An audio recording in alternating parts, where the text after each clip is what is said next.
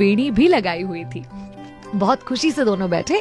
Waiter आया, दोनों के लिए पानी लाया, पूछा क्या लाऊं, तो उसने बोला कि एक डोसा ले आओ इसके लिए, मेरी बच्ची के लिए। वेटर ने पूछा और तुम्हारे लिए, तो बोलता नहीं मेरे लिए कुछ नहीं। और बड़े प्यार से दोनों बैठे थे। पिता अपनी बेटी को खुश देखकर बहुत खुश हो रहा था और ये पास में बैठे शर्मा जी ये सब कुछ देख रहे थे। इतने में थोड़ी देर में उस व्यक्ति का फोन बजता है, कोई पुराना छोटा सा फोन, वो बजता है, उसका फोन उठाता है। अपने मित्र को बहुत उत्साह से बता रहा था कि अरे होटल आया हूँ बिटिया को लेकर, आज इसका जन्मदिन है ना, और मैंने इससे वादा भी तो किया था कि अगर तुम क्लास में पहला नंबर आओगी तो मैं होटल में ले जाकर डोसा खिलाऊंगा, तो बस होटल आया हूँ उसको डोसा खिलाने। फिर एक छोटा सा पॉज लेता है और दोस्त से कहता है हम दोनों, नहीं नहीं हम दोनों कैसे डोसा खा सकते हैं, हमारे पास कहाँ इतने पैसे, मेरे लिए तो घर पर दाल चावल बना हुआ है, मैं जाकर वही खाऊंगा, बिटिया को यहाँ पर लेकर आया हूँ। और फोन रख देता है। ये सुनकर ना शर्मा जी बड़े मार्मिक हो जाते हैं और उनके मन में ख्याल आता है कि व्यक्ति चाहे गरीब हो या अमीर, अपनी बेटी के चेहरे पर मुस्कान देखने के लिए वो कुछ भी कर सकता है, और वही ये व्यक्ति कर रहा था।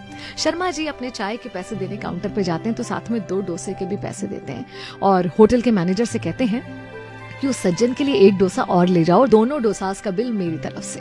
उन्हें बताना मत कि ये इस तरह से हम उन्हें मुफ्त में दे रहे हैं, बल्कि उन्हें कहना कि बिटिया के प्रथम आने पर, उसके जन्मदिन पर होटल की तरफ से उसके लिए इनाम है, और बिटिया को आशीर्वाद देना कि आगे और अच्छा पढ़े।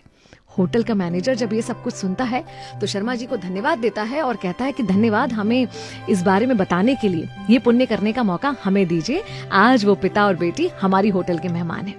वेटर जब दूसरा डोसा लेकर पहुंचता है, साथ में मैनेजर भी जाता है, तो ये आदमी हड़बड़ा जाता है, बोलता नहीं नहीं हमने 2 डोसे ऑर्डर नहीं करे, हमने तो एक ही ऑर्डर करा था।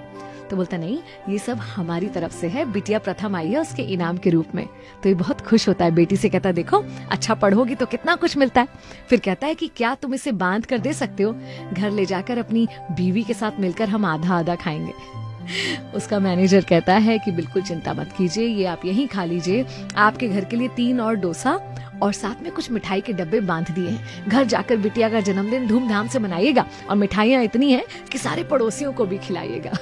ये सब कुछ शर्मा जी बाहर खड़े होकर देख रहे थे और बहुत प्रसन्न हो रहे थे कि क्योंकि उनके मन में एक अच्छा विचार आया, किसी का भला करने की सोच आई, और उसका परिणाम देखिए, सामने वाले ने उनकी सोच से भी ज्यादा कर दिया। अगर हम बोलते हैं ना कि आसपास अच्छाई खत्म हो रही है, तो कहीं ना कहीं इस अच्छी सोच का बीज है जो खत्म हो रहा है। क्यों ना ये बीज हम अपने अंदर ही पैदा करें और उसकी फसल आसपास लहलहाती हुई देखें। मैं भी नहीं आपके साथ, चलो आज कुछ अच्छा सुनते हैं।